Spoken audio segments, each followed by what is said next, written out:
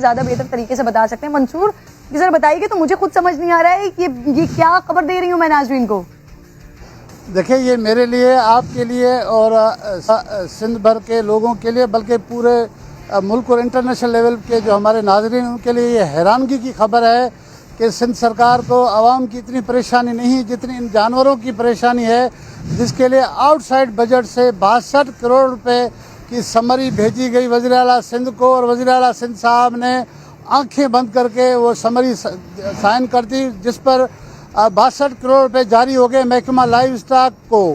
تو مچھردانی کی ایک اسکیم ہے جس میں 22 کروڑ روپے رکھے گئے ہیں کہ جانوروں کو مچھروں سے بچانے کے لیے 22.5 کروڑ روپے خرچ ہوں گے۔ میرے جو ذرائع ان کا کہنا ہے کہ سندھ بھر میں ان کے 5 بڑے فارمز ہیں، اگر وہاں پہ ان کی تعداد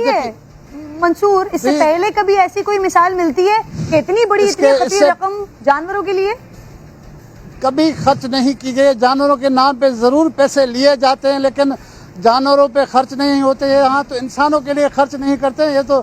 جانور بیچارے بے زبان ہیں، ان کو کیا پتہ یہ کہاں شکایت کریں گے ہمارے لیے۔ یہ مچھردانیاں یا جو چارہ لیا جا رہا ہے 25 کروڑ روپے کا، یا جو دیگر ادویات ہیں وہ ان کو ملیں گی نہیں ملیں گی، یہ بہت کھانچے کی بڑی اسکیم ہے۔